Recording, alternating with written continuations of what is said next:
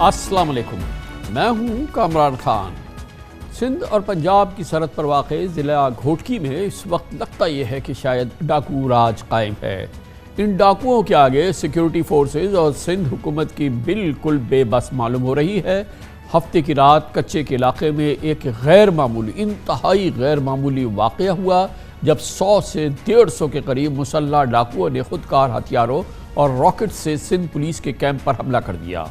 اس منظم حملے میں سندھ پولیس کی ایک ڈی ایس پی اور 2 SHO سمیت 5 اہلکار شہید ہو گئے۔ بتایا گیا ہے کہ حملے کے دوران ڈاکوؤں نے 10 سے زائد پولیس اہلکاروں کو یرغمال بھی بنا لیا۔ اطلاعات ہیں کہ پولیس کی 3 بختربند گاڑیاں اور 8 موبائلز بھی ڈاکوؤں نے قبضے میں لے لی ہیں۔ کشیدہ حالات کے پیش نظر اب ضلع بھر میں پولیس سمیت رینجرز کو طلب کیا گیا ہے۔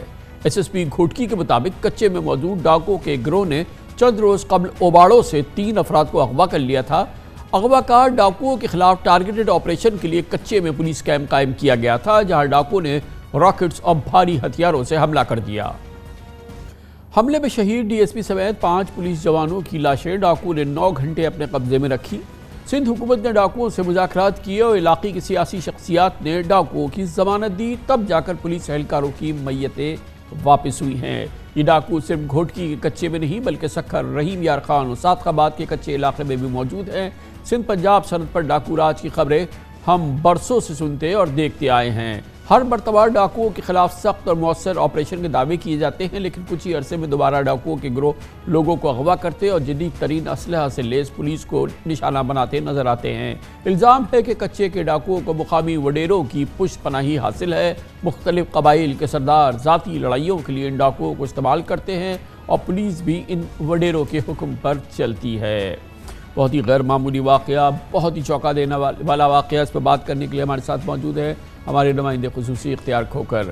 جی اختیار کھوکر صاحب، بتائیے گا کہ کیا اس واقعے کا پس منظر ہے؟ جو اس کی ڈیٹیلز ہیں یہ تو بہت ہی خطرناک نظر آ رہی ہیں۔ خان صاحب، بالکل آپ نے یہ درست بات فرمایا کہ یہ جو علاقہ ہے سندھ کا بلکہ پاکستان کا، یہ ہمارے سیکورٹی فورسز کے لیے ایک بڑے عرصے سے نو گو ایریا بنا ہوا ہے، اور یہ علاقہ شروع ہوتا ہے کچے کا شکارپور ضلع سے۔ شکارپور، سکھر، کشمور، گھوٹکی، سندھ کے 4 اضلاع جو ہیں ان کا یہ کچے کا یہ ہزاروں لاکھوں ایکڑز پر علاقہ ہے، کئی سینکڑوں کلومیٹرز کا علاقہ ہے۔ اس پر راج ہے ڈاکوؤں کا اور آج کئی سالوں سے، اور اس میں صادق آباد کا بھی کچھ علاقہ آ جاتا ہے۔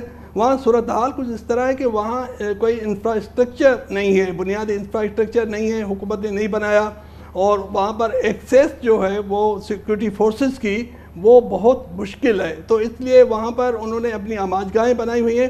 اور یہ واقعہ جو ہوا یہ تو اس طرح ہوا کہ اس میں جب مغویوں کو یہ چھڑانے گئے پولیس والے، تو انہوں نے وہاں پر ڈاکوؤں کا ایک آماج گاہ تھی، ایک قلعے نما آماج گاہ تھی، اس پر قبضہ کر لیا تھا پولیس والوں نے مقابلہ کر کے۔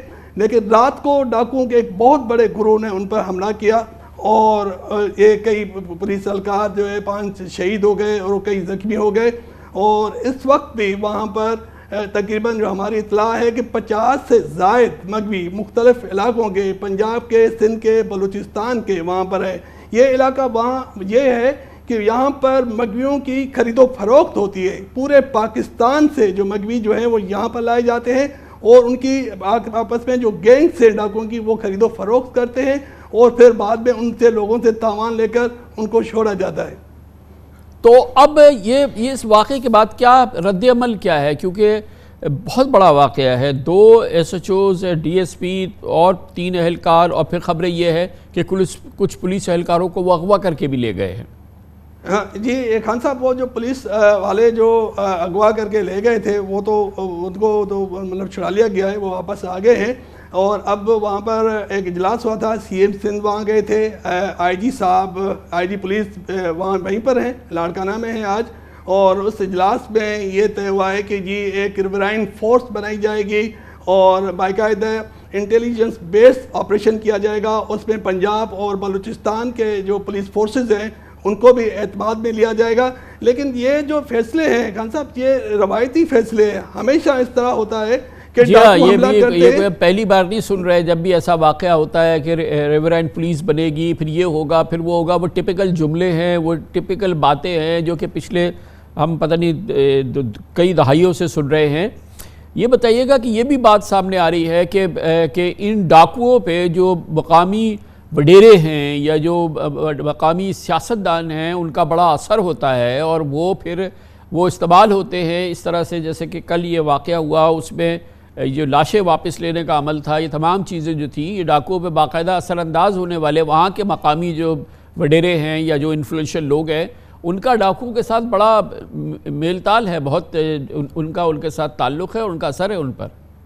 جی خان صاحب, یہ بالکل اسی طرح ہے کہ وہاں جو مقامی بااثر لوگ ہیں اس میں بعض منتخب نمائندے بھی شامل ہیں جن کا ان کے ساتھ, اور یہ ٹرائبل ایریا ہے اور اسی وجہ سے یہ جو ڈاکو لوگ ہیں ان کو یہ سیاسی مقاصد کے لیے بھی استعمال کیا جاتا ہے, الیکشن کے مقاصد کے لیے بھی استعمال کیا جاتا ہے. اور اس کے علاوہ یہ جو علاقہ ہے اس میں ہزاروں ایکڑ زرعی زمینیں ہیں, محکمہ جنگلات کی زمینیں جو آباد ہوتی ہے اور ان میں کروڑوں روپے کی, اربوں روپے کی آمدنی ہوتی ہے, زرعی فصلیں ہوتی ہیں, وہ ان ڈاکوؤں کے مدد کے بغیر وہاں لوگ نہیں کر سکتے. اس لیے وہ لوگ جو بااثر لوگ ہیں اور زمینوں کے جو ٹھیکیدار ہیں وہ ان ڈاکوؤں کے سب سے بڑے سہولت کار ہیں. اور اس کے علاوہ پولیس اور فورسز کے لوگوں کے لیے بھی یہ وقتاً فوقتاً آتا رہا ہے کہ وہ ان کے بالکل سہولت کار ہیں. سب سے بڑا مسئلہ خان صاحب یہ ہے کہ ول نہیں ہے, حکومت نے وہاں اتنے سال گزر گئے ہیں, حکومت کی کوئی ول نہیں ہے کہ لوگوں کو اس عذاب سے جان چھڑائی جائے اور وہاں قانون کی حکمرانی قائم کی جائے. بہت بہت شکریہ اختیار کھوکر ہمارے ساتھ موجود تھے. کمرشل بریک, اس کے بعد ذکر کریں گے وہ تضحیک آمیز رویہ, وہ ٹارچر, وہ گرفتاری. اعظم سواتی کے معاملات نے پوری قوم کو ہلا کے رکھ دیا ہے. یقیناً ہر پاکستانی کا ضمیر جھنجھوڑ دیا ہے ان واقعات نے, اور پاکستان کس روش پہ آگے بڑھ رہا ہے, اس کی کیا سمت ہے. یہ واقعہ اعظم سواتی کے تمام معاملات اس کی ایک بہت بڑی عکاس ہے. اس کی بات کرتے ہیں چھوٹے سے وقفے کے بعد. Welcome back. پاکستان تحریک انصاف سے تعلق رکھنے والے سابق وفاقی وزیر سینیٹر اعظم سواتی قیامت خیز تہذیب آمیز سلوک کی وجہ سے قومی ہمدردی کا استعارہ بن گئے ہیں. پچھلے مہینے گرفتاری کے بعد اعظم سواتی پر تشدد اور 3 روز قبل مبینہ شرمناک ویڈیو کی باز گشت نے انسانی حقوق کی دھجیاں بکھیر دی ہیں. سیاسی اور صحافتی حلقوں کے بعد آج سپریم کورٹ میں بھی اعظم سواتی کے آہ و بکا کی سنوائی ہوئی ہے. آج عمران خان کے خلاف توہین عدالت کیس کی سماعت کے دوران اعظم سواتی بھی عدالت پہنچے. چیف جسٹس عمر عطا بندیال نے اعظم سواتی کو روسٹرم پہ بلا کر کہا کہ آپ کے ساتھ جو ہوا بہت دردناک ہے. اس پر اعظم سواتی آپ دیدہ ہو گئے. چیف جسٹس نے کہا سواتی صاحب بہادر بنے ہیں, آپ کا معاملہ سپریم کورٹ کے انسانی حقوق سیل میں ہے, یہ عدالت خود سے تفتیش نہیں کر سکتی, ہم اس پر کام کر رہے ہیں, چاہتے ہیں کہ تحقیق ہو. پرسوں ایک نیوز کانفرنس میں اعظم سواتی نے زار و قطار روتے ہوئے دعویٰ کیا تھا کہ ان کی بیوی کو نامعلوم نمبر سے ان کی ذاتی ویڈیو موصول ہوئی. یہ ویڈیو اس وقت بنائی گئی جب وہ کوئٹہ گئے تھے اور انہوں نے چیئرمین سینیٹ صادق سنجرانی کی دعوت پر سپریم کورٹ کے جوڈیشل لاجز میں قیام کیا تھا. آج سپریم کورٹ کے باہر میڈیا سے گفتگو میں اعظم سواتی نے کہا کہ میری جو ویڈیو منظر عام پہ آئی ہے اس کا ایک حصہ بالکل درست ہے. اعظم سواتی کے زیر عتاب آنے کی کہانی زیادہ پرانی نہیں ہے. پچھلے مہینے اعظم سواتی نے وزیر اعظم شہباز شریف اور حمزہ شہباز کی منی لانڈرنگ کیس کی بریت کے پس منظر میں متنازعہ ٹویٹ کی تھی, جس کے بعد رات 3 بجے ان کے فارم ہاؤس سے ان کو گرفتار کیا گیا تھا. ایف آئی اے کے سائبر کرائم ونگ نے مقدمہ قائم کیا تھا, وہ مبینہ طور پہ انہیں برہنہ کر کے بدترین تشدد کا نشانہ بنایا گیا. یہ گرفتاری تحقیقاتی جرنلزم سے وابستہ صحافیوں کے زیر بحث بھی رہی. اعظم سواتی سے منسلک ایک اور انتہائی توہین آمیز معاملے کے بعد چیئرمین سینیٹ صادق سنجرانی نے تمام سیاسی جماعتوں کے سینیٹرز پر مشتمل تحقیقات کے لیے 14 رکنی پارلیمانی کمیٹی تشکیل دے دی ہے. قابل تعریف بات یہ ہے کہ پی ٹی آئی کی مخالف سیاسی جماعتیں بھی اس واقعے کی پرزور مذمت کر رہی ہیں. پیپلز پارٹی کے سینیٹر مصطفیٰ نواز کھوسکر نے ٹویٹ کی کہ اعظم سواتی صاحب کا کلپ چیئرمین سینیٹ اور تمام پارلیمان کے منہ پر تماچا ہے. انہوں نے کہا کہ کسی کی عزت نفس محفوظ نہیں, خدا کی لعنت ہو لوگوں پر. نون لیگ کے رہنما ڈاکٹر مفتاح اسماعیل نے لکھا کہ بیگم اعظم سواتی کی ویڈیو کسی صورت قابل قبول نہیں. شرم آتی ہے کہ ملک میں ایک عزت دار عورت کی اتنی تذلیل ہو سکتی ہے. مفتاح اسماعیل نے کہا کہ یہ پاگل پن بند ہونا چاہیے. جماعت اسلامی کے امیر سینیٹر سراج الحق نے ٹویٹ کی کہ اعظم سواتی کے ساتھ ہونے والا بدترین سلوک انتہائی شرمناک ہے. ان کی ویڈیو دیکھ کر دل سخت رنجیدہ ہوا. Chief justice suo motu notice لیں. سینیٹر مصدق ملک نے ٹویٹ کی کہ ذاتی ویڈیو بنانا اور سیاستدانوں پر حملہ کرانا ایک انتہائی قابل نفرت فعل ہے۔ مصدق ملک صاحب نے لکھا کہ بحیثیت قوم ہمارا سر شرم سے جھک جاتا ہے، ہمیں تمام پارٹی خطوط پر اس تشدد اور بدسلوکی کو روکنا ہوگا۔ یہ بہت ہی ایک دردناک اور تضحیک آمیز واقعہ، اس پہ بات کرنے کے لیے ہم نے دعوت دی ہے۔ ہمیں جوائن کریے محترمہ رابعہ جویری آغا، چیئرپرسن ہیں national commission for human rights Pakistan. بہت بہت شکریہ محترمہ۔ یہ فرمائیے گا کہ ویسے تو یہ واقعات ہمارے ہاں ایک معمول ہو گیا ہے کہ تشدد اور کسٹڈی کے اندر تشدد اور یہ تمام چیزیں، لیکن جس طرح سے یہ چیزیں سامنے آ رہی ہیں، اعظم سواتی کی گرفتاری سے لے کے اس کا پس منظر اور اس کی گرفتاری، پھر ان کے ساتھ جو کچھ ہوا اور اس کے بعد وہ سلسلہ تھم نہیں رہا کیونکہ وہ اپنی معاملے کو لے کے میڈیا میں جا رہے ہیں اور سب کچھ، اور پھر یہ پرسوں کا جو واقعہ ہوا ویڈیو کا، یہ تمام چیزیں، یہ تو بہت ہی ایک ایسا لگتا ہے کہ ہمارے یہاں انسانی حقوق کی جتنی بھی جو پاسداری اس کی دھجیاں بکھیر دی گئی ہیں۔ بالکل جی، تھینک یو کامران صاحب، آپ نے یہ بہت اہم اس پہ بات کی ہے سبجیکٹ پہ۔ جو اعظم صاحب کو ہوا ہے وہ بہت دردناک اور بہت افسوسناک واقعہ ہے، اور میرا نہیں یہ خیال ہے کہ کسی کو اس ملک میں جو ہم لوگ کہتے ہیں کہ ہم ایک سویلائزڈ قوم ہے، ہمیں ہونا چاہیے۔ ہم دیکھتے ہیں تو تشدد چاہے ہو جیلوں میں ہو یا پولیس اسٹیشن میں ہو، یہ ایک فرسٹ رسپانس ہے۔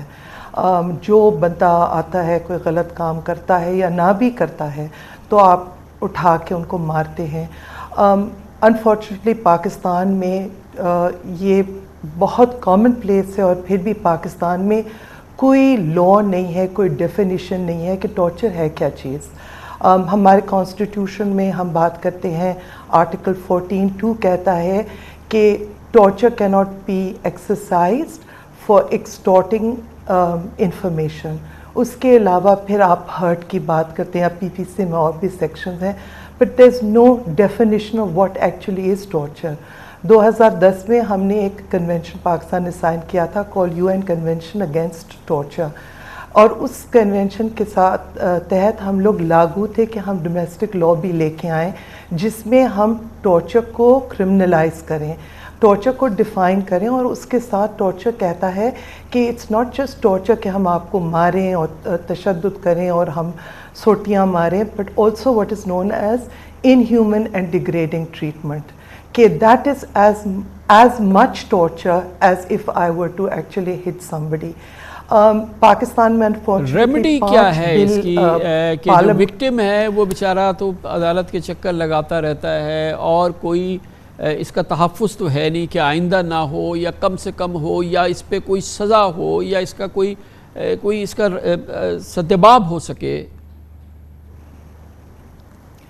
کامران صاحب دیکھیں، تین چیزیں ہیں آپ نے ہم لوگوں نے کرنی ہے۔ پہلے تو how do you prevent torture, اس کو آپ روکتے کیسے ہیں؟ کتنی کمٹمنٹ ہے پولیٹیکل انوائرمنٹ میں، کلچرل انوائرمنٹ میں کہ ہم اس کو ایڈریس کریں، کہ we actually take the law seriously and the rule of law. دوسری بات، ہمارا کلچر میں جو اتنا عدم برداشتی کٹ کے بھر گئی ہے، کوئی کسی کے اوپر صبر یا رحم نہیں کرتا، تو how do you create that culture? And most important کہ اگر یہ کلچر ہے تو ہمارے پاس قانونی کون سا راستہ ہے؟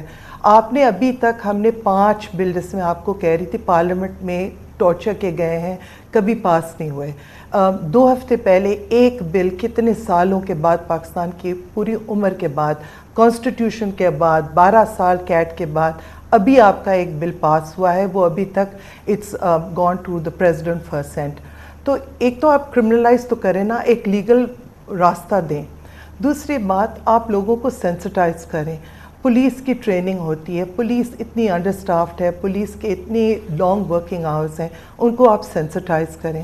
تیسری، آپ اوورسائٹ میکینزمز کریں۔ اوورسائٹ میکینزمز تو کہیں کے نہیں رہے۔ آپ دیکھیں، ہم نے ڈیالہ جیل کا ہم نے ایک ٹارچر کا انکوائری رپورٹ کی تھی، تو جو اوورسائٹ کمیٹی ہے وہ ایک DG ایگریکلچر انسٹیٹیوٹ ہے، وہ صاحب بہت اچھے ہوں گے، مگر ان کو کیا پتہ ٹارچر کی کیا انویسٹیگیشن ہے؟ وہ بڑی کمپلیکس ایک سائنس ہوتی ہے، اس کے لیے ایک فورینزک انویسٹیگیشن ہوتا ہے، وہ تو ہمارے پاس ہے نہیں۔ تو دے نیڈس ٹو بی، اور دوسری بات پروسیکیوشن، کتنے پولیس کے آفیشلز ایکچولی ان کو تو سسپینڈ کر کے ہم لوگ آئیں کر لیتے ہیں, کتنوں کو ہم نے نوکری سے ٹرمنیٹ کی ہے.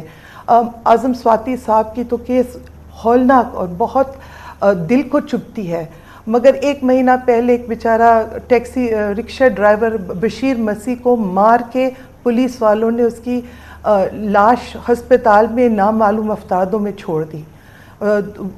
تو یہ تو ہمارا حال ہے, اور جب تک ہم لوگ سب مل کے یہ نہیں ایڈریس کریں گے ہر لیول پہ, پولیس, جوڈیشری, جیل, سب نہیں کریں گے, تو یہ ہر دن کبھی وہ سواتی صاحب بیچارے, کبھی کوئی اور بھی ہو سکتا ہے, کوئی بھی ہو سکتا ہے. بہت بہت شکریہ محترمہ رابعہ جویریہ آغا ہمارے ساتھ موجود تھیں, chairperson national commission for human rights Pakistan. Commercial break, اس دوران نیوز ہیڈ لائنز دیکھیں, جس کے بعد ہم اپنے پروگرام کے باقی حصے کے ساتھ واپس آتے ہیں.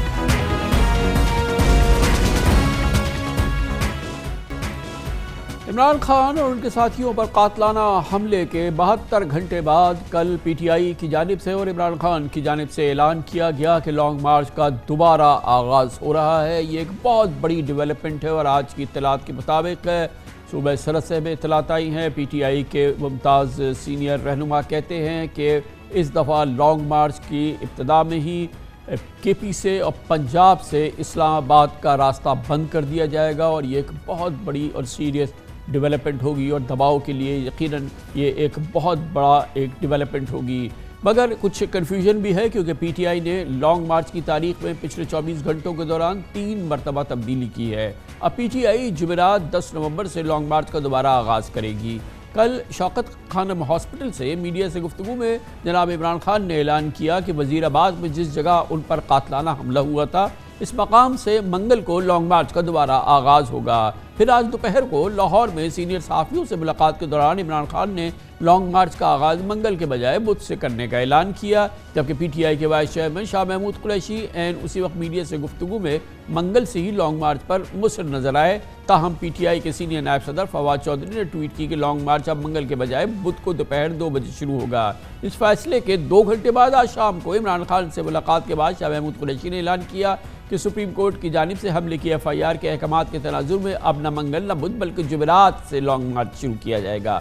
گویا P T I long march کے حوالے سے تذبذب کا شکار ہے, یا پھر اندرون خانہ اس حوالے سے کوئی فیصلہ کن بات چیت چل رہی ہے, یا بہرحال کوئی ایسا معاملہ ہے جس کی وجہ سے لانگ مارچ کی تاریخوں کو مسلسل بدلا جا رہا ہے. اطلاعات کے مطابق لاہور میں صحافیوں سے گفتگو میں عمران خان نے کہا کہ آرمی چیف کی تقرری میرا ایشو نہیں, پاکستان آرمی ہماری فوج ہے اور اس کے خلاف جانا ممکن نہیں. عمران خان نے کہا کہ سرحدوں پر کھڑے فوجی میرے بچوں کی طرح ہیں. ایک سوال پر عمران خان نے بتایا کہ لانگ مارچ ہر صورت میں منزل حاصل کرے گا, الیکشن کی تاریخ لے کر لوٹے گا. کل میڈیا سے گفتگو میں عمران خان کا کہنا تھا کہ لانگ مارچ راولپنڈی پہنچنے کے بعد وہ خود بھی اس کا حصہ ہوں گے, اور اس سے پہلے مختلف شہروں میں وہ ویڈیو لنک کے ذریعے شرکاء سے خطاب کرتے رہیں گے, یعنی فیصلہ کن مرحلے میں عمران خان اسلام آباد خود پہنچیں گے. بہرحال لانگ مارچ منگل کے بجائے بدھ یا بدھ کے بجائے جمعرات سے شروع ہو, حقیقت یہ ہے کہ پی ٹی آئی کے سپورٹرز کا جذبہ اور جوش برقرار ہے. آج دن بھر پنجاب اور کے پی کے مختلف شہروں میں احتجاجی مظاہرے ہوتے رہے, اور دھرنوں کی وجہ سے اسلام آباد جانے والے راستے بند ہو گئے.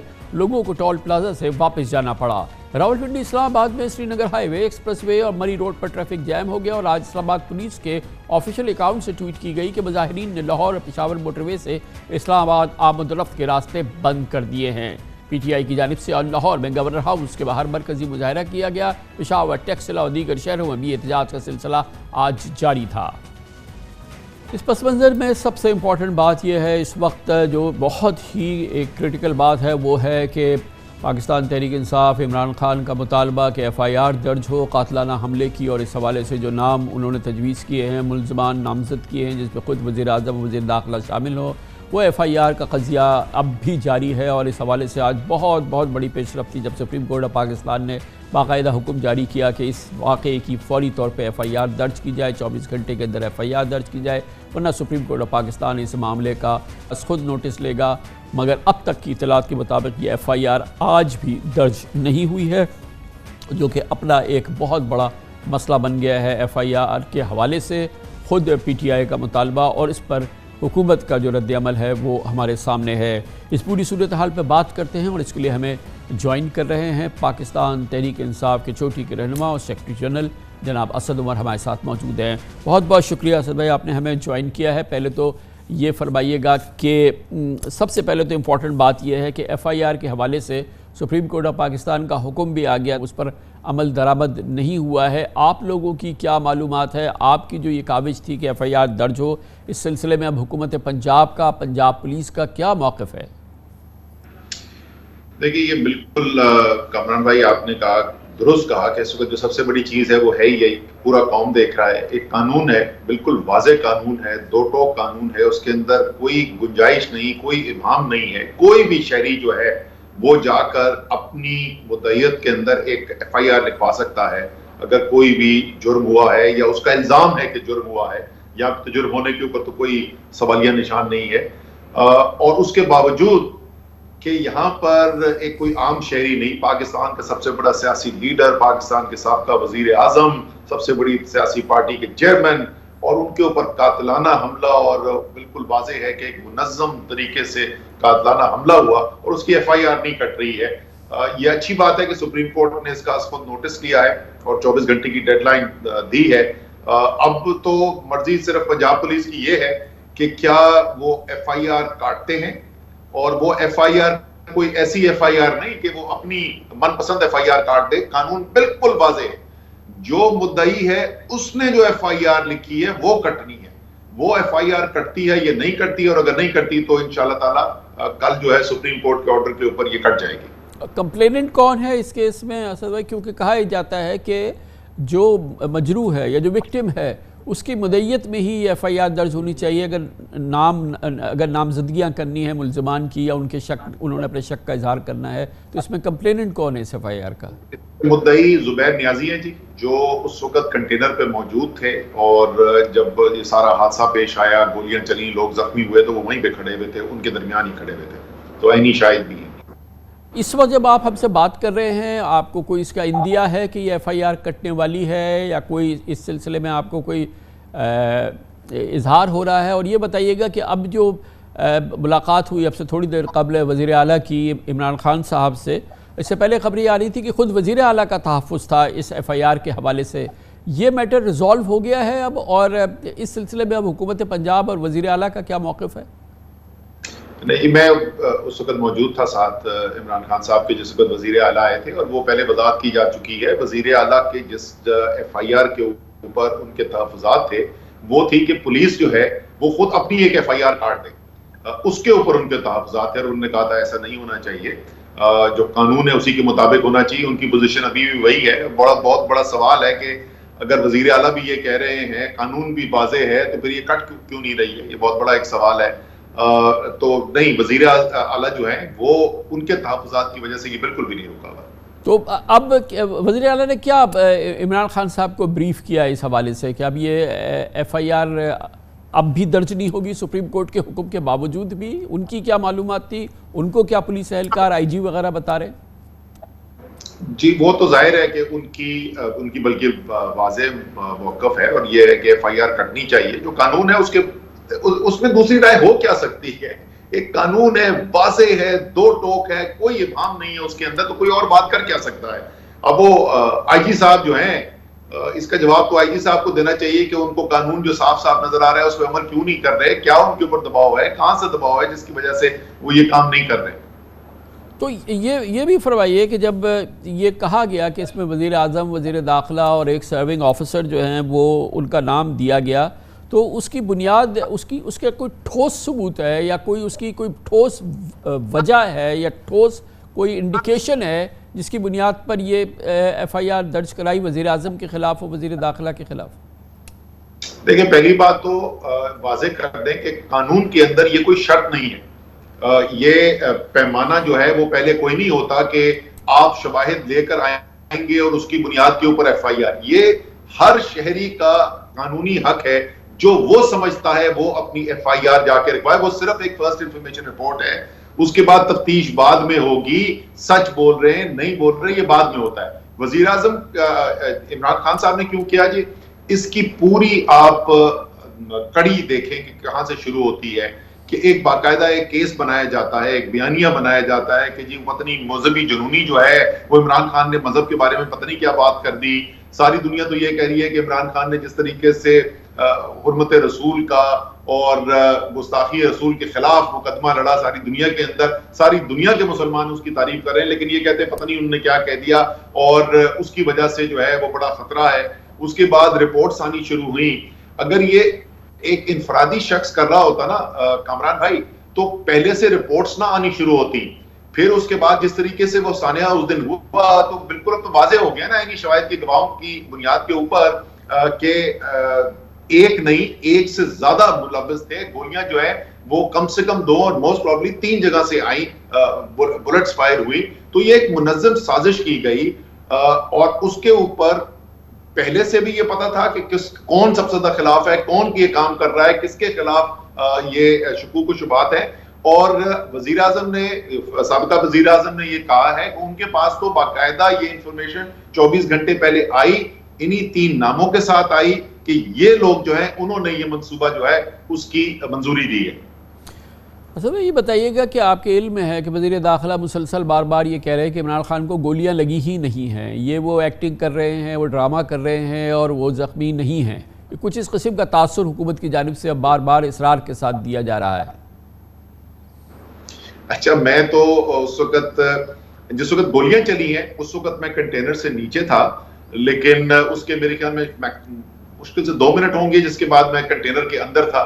تو عمران خان صاحب کس طریقے سے ان کے خونوں خون ہوئے ہوئے تھے, کپڑے اور دوسرے لوگوں کو جو گولیاں لگی ہوئی تھی, تو یہ تو اس قسم کی بات سے نظر آتا ہے کہ وزیر داخلہ جو ہیں وہ اس کے اندر انوالو ہیں, وہ یہ کروانے کے اندر انوالو ہیں. ورنہ ایک واقعہ ہوا ہے, وزیر داخلہ کو تو یہ کہنا چاہیے کہ بڑا افسوس ہوا, ہمارے تمام تر سیاسی جو اختلاف ہیں عمران خان کے ساتھ, اس کے باوجود ہم اس کی مذمت کرتے ہیں اور ہم بھرپور تحقیقات کریں گے, لیکن جب اس قسم کی باتیں وہ کرتے ہیں تو وہ تو صاف لوگوں کے سامنے کھل کے اظہار کر رہے ہیں اس بات کا کہ پھر ہم نے کروایا ہی انہوں نے ہے, اسی لیے اس کو چھپانے کی کوشش کر رہے ہیں. اچھا بھائی, کیا یہ ممکن ہے کہ ڈاکٹر فیصل سلطان نے اس کی بریفنگ تو کی تھی کہ ان کو کس طرح سے کدھر وہ ہرٹ ہوئے ہیں, کس جگہ پہ کس طرح سے ٹیبیا ان کی جو ہے وہ متاثر ہوئی ہے, کیا یہ رپورٹس جو ہیں اور یہ ساری چیزیں آپ لوگ پبلک کر سکتے ہیں کہ آپ اس میں کیا پرابلم ہے کہ آپ ان کے ایکس ریز ان کی یہ تمام چیزیں پبلک کر دیں اور آپ کہیں وہ پبلک ہو چکا ہے کامران بھائی. اس دن جو عمران خان صاحب نے جو پہلے دن جو اپنی وہاں سے خطاب کیا تھا اس کے اندر فیصل سلطان کو ساتھ کھڑا کر کے اور انہوں نے باقاعدہ ایکس ریز والا سب جو سی ٹی کی رپورٹس تھی وہ دکھائی تھی.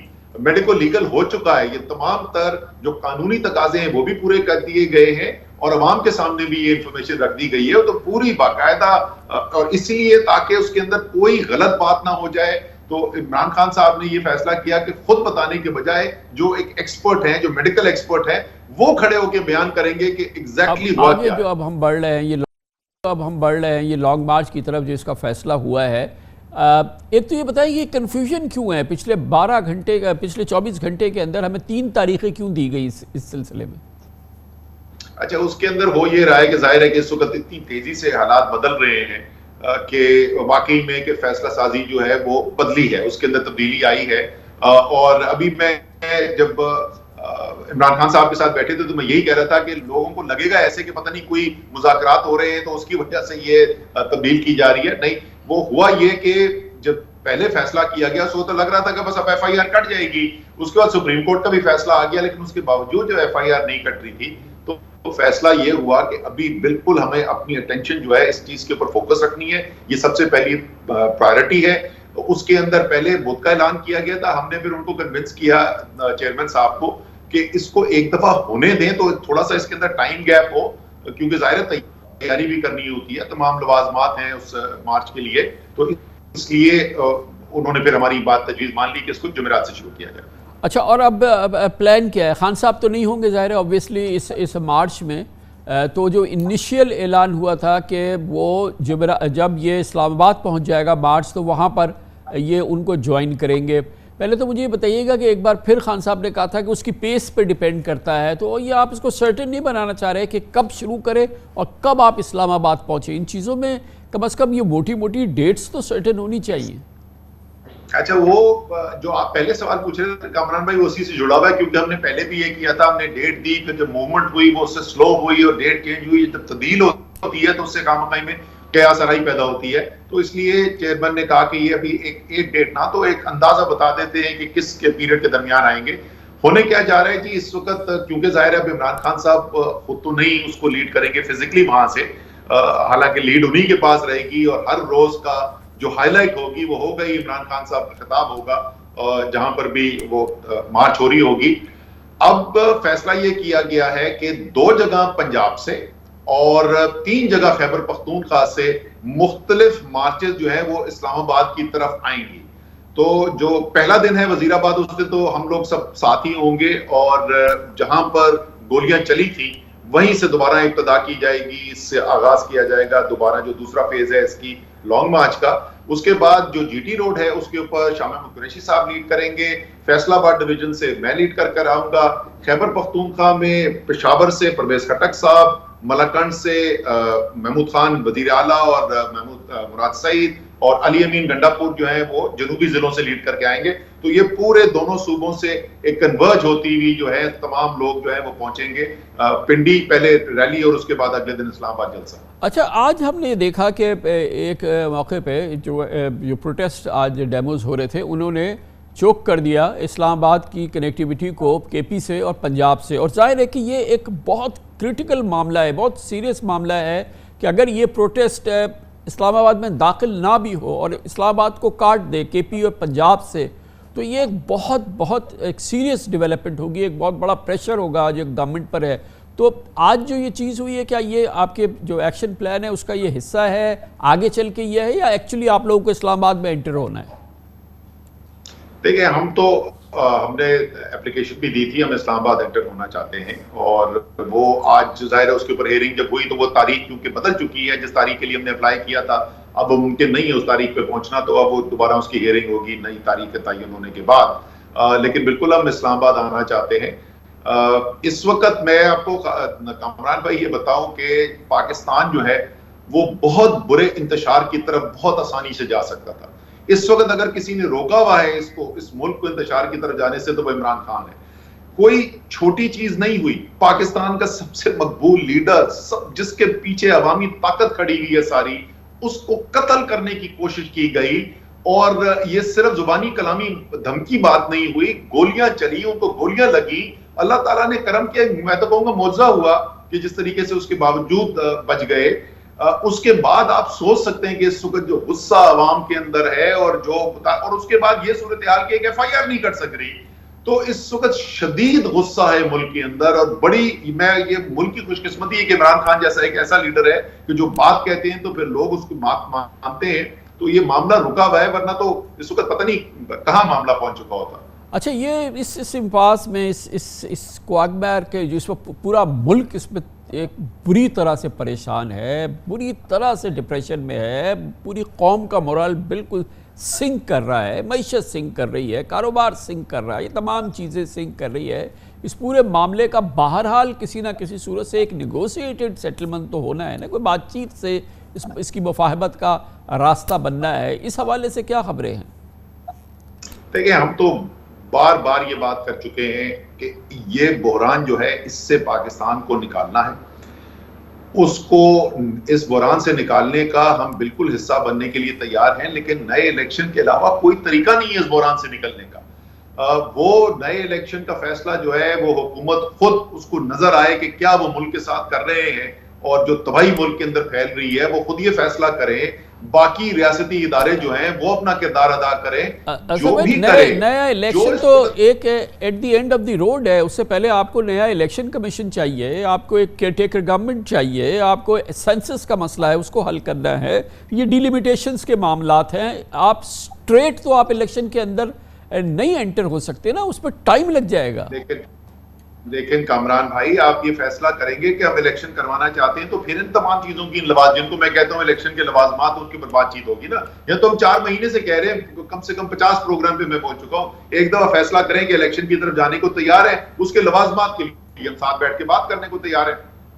اچھا یہ بتائیے کہ ایک اور پش آپ کر سکتے تھے جو کہ ایک پیسفل بھی تھی، کہ آپ کے پی اور پنجاب سے سب انماس ریکگنیشن دے دیں اور آپ کی تو 5 جگہ گورنمنٹ ہے وہاں سے بھی دے دیں؟ کون سی حکومت اس کے بعد ٹھہر سکتی ہے؟ الیکشن تو آپ ایک دن میں آپ فورس کر سکتے ہیں.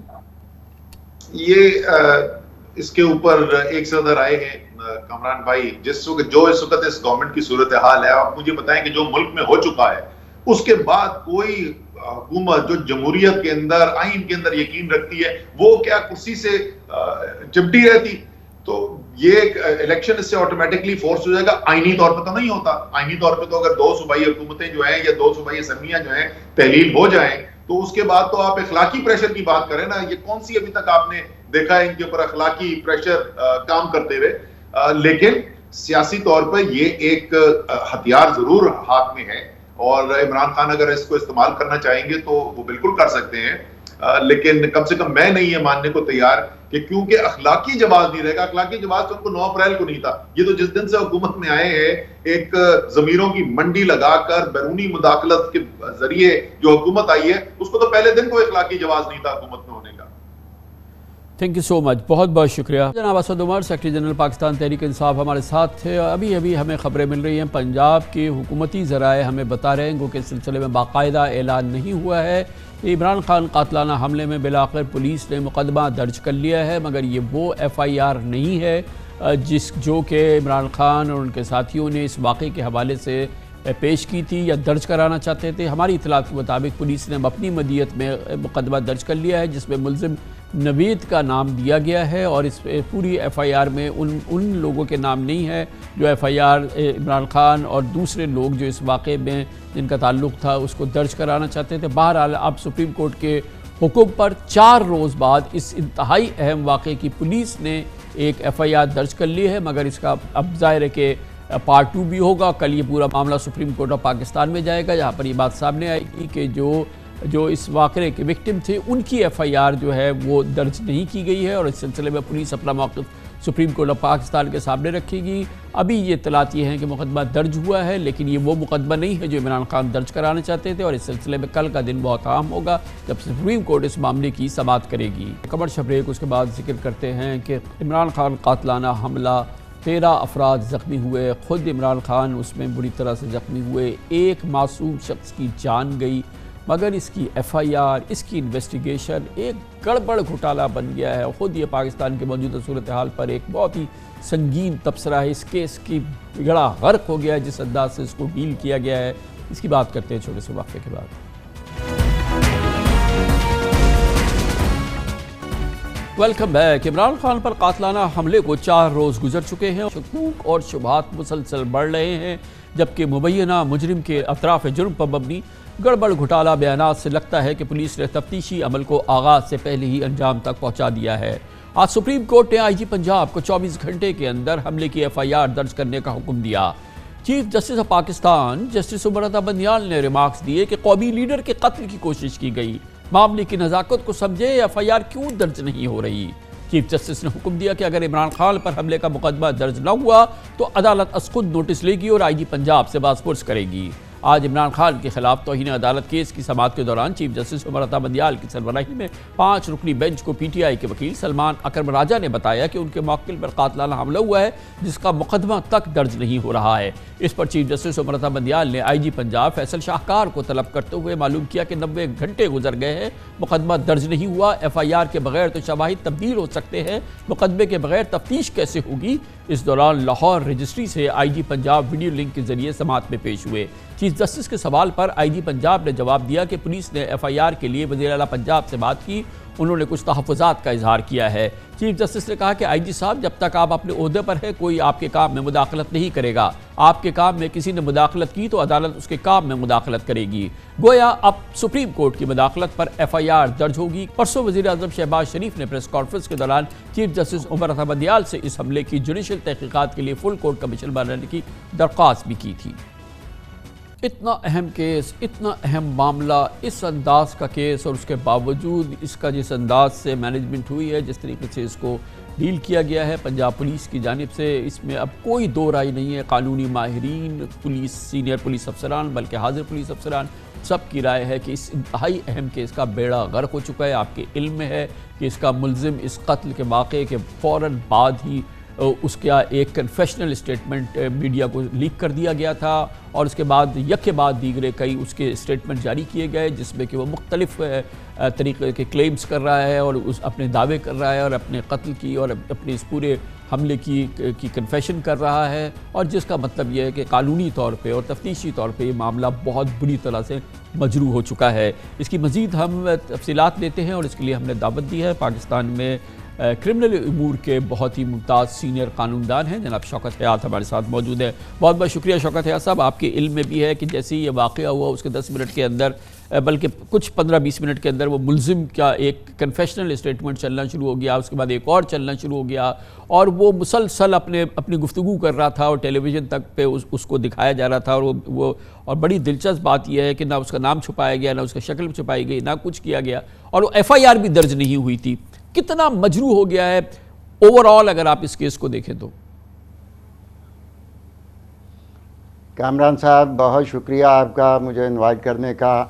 آپ نے درست کہا کہ یہ کیس کافی حد تک ملیا میٹ ہو چکا ہے, اور جوں وقت گزرتا جا رہا ہے یہ مزید ملیا میٹ ہوگا. تمام شواہد جو اکٹھے کرنے تھے فوری طور پر وہ اکٹھے نہیں ہو پائیں گے, وہ ضائع ہوں گے, ڈسٹرائے ہوں گے اور کنسیل ہوں گے.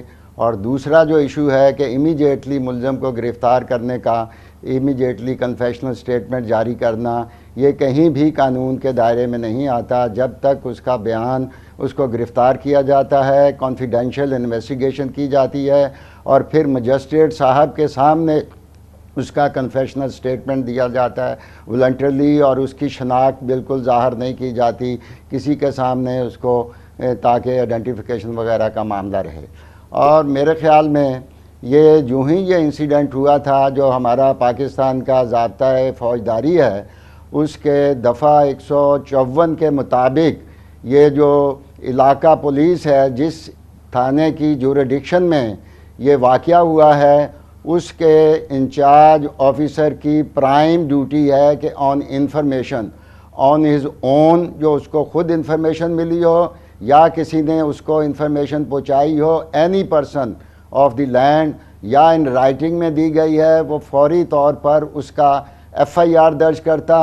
FIR درج کرنے کے بعد وہ بذات خود یا اپنے کسی سبارڈینیٹ کو موقع پہ بھیجتا, اور تاکہ وہاں جتنی شہادتیں اویلیبل ہوتی ہیں اس افینس کی یہ اور بتائیے جو گا وقوع کہ ہوا ہے, جرم ہوا ہے, جب اس کو کور کرنا. اس واقعے کی درج نہیں ہوئی تو ایک شخص جو ہے وہ مسلسل ٹیلی ویژن پہ دکھایا جا رہا ہے, اور پولیس کلیم کر رہی ہے اس نے گرفتار کر لیا ہے, اور وہ اعتراف جرم کر رہا ہے, اس کی وجوہات بیان کر رہا ہے اس واقعے کی جس کی FIR بھی درج نہیں ہوئی ہے. یہ کتنا سنگین معاملہ ہے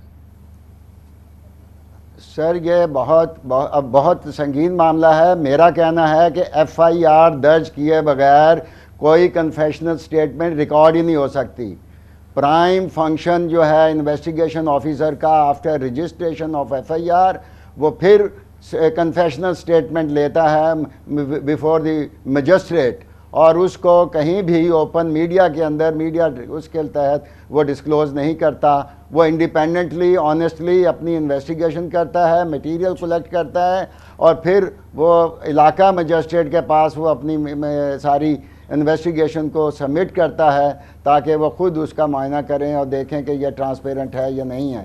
اور اس بارے میں آنریبل سپریم کورٹ کی ججز ہیں, لارجر بینچ کی سغرا بی بی کیس جو ہے وہ اس بارے میں بہت کلیئر ہے کہ کس طریقے سے پرومپٹ FIR درج ہونی چاہیے, انڈیپینڈنٹ, فیئر اور FIR درج کرانے والا شوکت حیات صاحب اس میں وہ کہے کہ میرے نزدیک اس کے سسپیکٹ یہ ہیں, تو پولیس کو کوئی اس میں اعتراض نہیں ہونا چاہیے. جو وہ کہہ رہا ہے وہ لکھے, اس کے بعد چاہے اس کا جو بھی ٹریٹمنٹ ہو نکال دے ان کے نام یا کچھ کرے. اس کی کوئی وجہ ہے کہ وہ کوئی نام اگر خاص لے رہا ہے تو وہ نہ لکھے اس کو؟ جناب یہ بالکل یہ انفارمیشن ہے, جو بھی انفارمیشن دی جائے پولیس آفیسر کو, اس کی ڈیوٹی ہے کہ اسے ریکارڈ پہ رکھے, اس کی رجسٹر میں انٹری کرے, FIR کرے, اس پہ انویسٹیگیشن کرے, اور اس کے مطابق اس واقعے کے, اس اکرنس کے جو جرم ہوا ہے اس کے پس منظر میں، اس کے پیش منظر میں تمام شہادتیں مٹیریل کلیکٹ کرے، اور جو بھی ورژن آتے ہیں، 1 version 2 version 3 version different version آتے ہیں، تمام کو ریکارڈ کرے، اور کمپلیٹ انویسٹیگیشن کرنے کے بعد اپنی جو رپورٹ ہے وہ کورٹ میں اکارڈنگ ٹو لا وہ سبمٹ کرے انڈر سیکشن 190، اور پھر وہ مجسٹریٹ صاحب جو ہیں، یا اگر ITC کا کورٹ ہے تو ایڈمنسٹریٹر جج صاحب اس کو خود ایویلیویٹ کرتے ہیں اسے مٹیریل کو کہ سفیشینٹ مٹیریل کلیکٹ ہوا ہے کہ آفینس کمٹ کرنے کا، یا فردر اس کو انکوائری انویسٹیگیشن کے لیے کہہ دیتے ہیں۔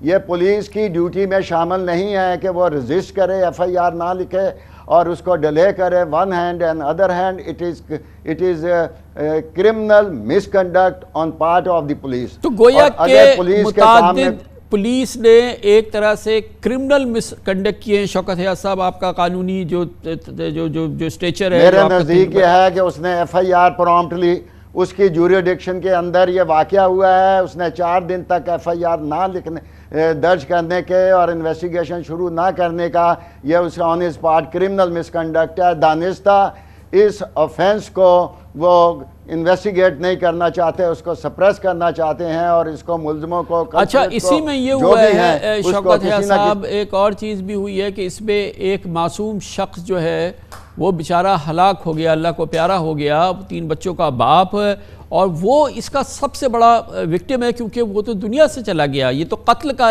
FIR ہو گئی ہے، قتل کا واقعہ ہو گیا ہے، اور اس کی بغیر پوسٹ مارٹم انہوں نے اس کی تدفین کرا دی۔ یہ بھی پارٹ آف نیگلیجنس ہے، اس کی انویسٹیگیشن کیے بغیر اور اس کا پوسٹ مارٹم کیے بغیر اسے دفنا نہیں سکتے۔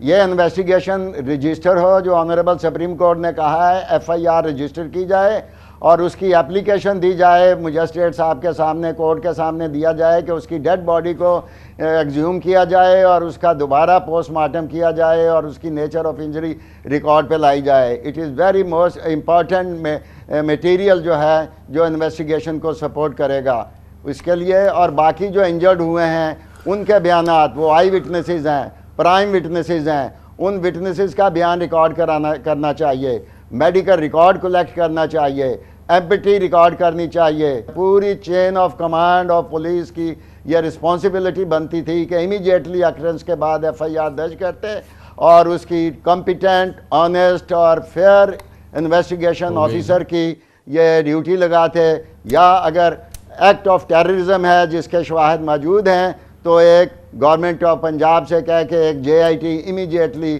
وہ کانسٹیٹیوٹ ہو کے اس کی انویسٹیگیشن کرنی چاہیے تھی۔ بہت بہت شکریہ جناب شوکت حیات، کرمنل معاملات کے وقت بہت ہی پاکستان کے ٹاپ لائر ہیں، وہ آپ کے سامنے بات کر رہے تھے۔ کمرشل بریک، اس کے بعد ذکر کرتے ہیں اس امید کا اظہار کیا ہے جناب وزیر خزانہ اسحاق ڈار نے کہ پاکستان کی معیشت کو سہارا ملے گا۔ چین اور سعودی عرب اپنے قرضوں کو مؤخر کرنے کے لیے اور نئے قرضے دینے کے لیے تیار ہو گئے ہیں۔ عالمی مالیاتی اداروں سے بھی قرضے آنے والے ہیں، مگر ابھی تک کچھ فائنل اس سلسلے میں باقاعدہ اعلان نہیں ہوا ہے۔ اس کی بات کرتے ہیں چھوٹے سے وقت کے بعد۔